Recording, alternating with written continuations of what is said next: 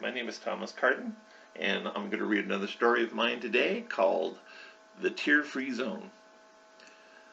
I stretched out on the towel and let the sun soak into my skin like tonic. It may be the problem, but the CDC didn't know, and it didn't really matter anymore. Sand flew as Kimmy and Charles ran up. I pulled up the edge of my towel to ward myself from the salt spray as Charles shook his mop of soaking hair. It needed cutting, but again, it didn't matter. "We're hungry, Mama," Kimmy declared. "Of course you are." I opened the ice chest and pulled out 2 red, white, and blue bomb pops, then grabbed a third for myself. They took the offered popsicles and ran back toward the crashing surf and the castle they were building without so much as a by your leave. I shrugged. It saved me the heartache of telling them to eat them before they melted. I heaved a sigh and unwrapped mine. There was nothing for it, nothing to do about it.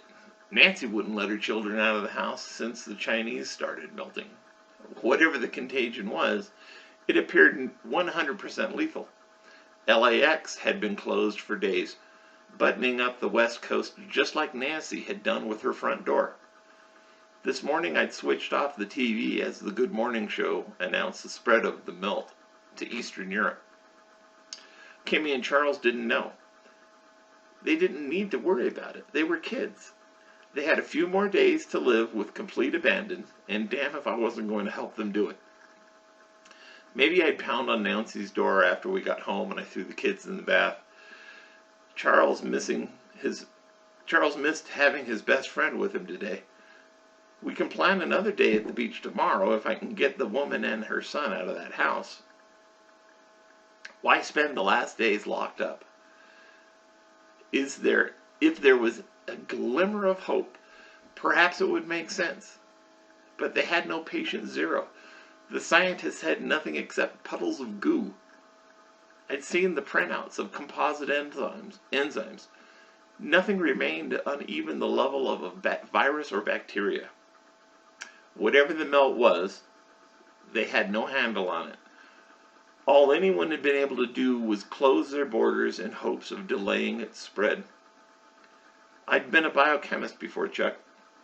Together, we'd made the real biochemistry happen before leukemia had taken Chuck from me while I'd been pregnant with Kimmy. I'd lost him in under a month from diagnosis to death. Now, with the cure for cancer in sight, nanoparticles of gold of all things, some other malady was here to do us in quick and proper. Kimmy came back up the beach in tears. Sand covered the melting remains of her bomb pop. I held up my hand. "Stop right there. This is a tear-free zone." She took a shuddering breath. "I'm sorry, Mama." "It's all right. We have more. Does your brother need another?" That's it. Thank you for listening today. I hope you enjoyed this.